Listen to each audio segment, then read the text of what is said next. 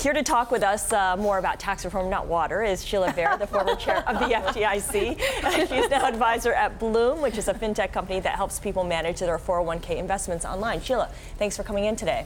Thanks for having me. So let's start with tax reform, what we're just discussing. The White House and the Republicans make the case that tax reform is needed to boost the economy, to get things going, to get more people at work, to work. The stated goal is to provide relief for the middle class.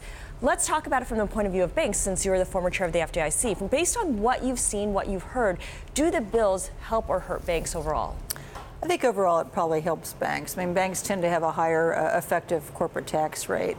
I think the average is around 27%, so lowering it to 20% should help banks. They have fewer deductions, too. Yeah, they have fewer deductions, that's right. I think generally, look, I support the corporate rate cut. I regret that it's become so politicized. There used to be bipartisan support around this. Putting banks aside, that's not why the reason we're doing it to benefit banks, but typically the companies that pay the higher rate are the ones that do business in the U.S. They hire people in the U.S., they produce goods and services in the U.S., they sell them in the U.S. The big multinationals that can move their operations around a lot or heavily rely on intellectual property, which can be owned anywhere. Those are really the ones that have been able to pay significantly lower. So it's really upside down. And look, tax, the tax rate is something any company looks at in terms of whether they want to do business in the U.S. So I do think it'll bring more business here. It will create jobs over time.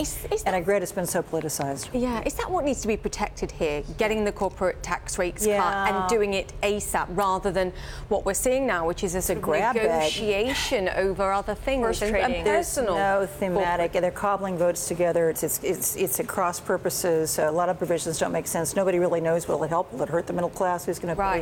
Yeah, a standalone corporate rate cut, they could do on a revenue neutral basis, I think. There are plenty of ways that in the corporate tax code that loopholes have been identified that they could close to pick up that 1.4. Why do you think a corporate tax rate cut is important for growth? I mean, when I look, it looks like our companies are crushing everyone else. Like, I don't see any foreign companies doing that well, sitting on mountains of cash.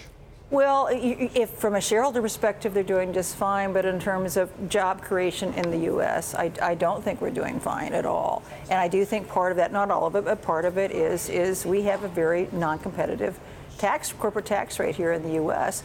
The Europeans, I mean, look at everybody else in the world. They've gotten smart about this. Lowering the rate does bring business here. So, I think it's just, there's been a lot of debate among the economists.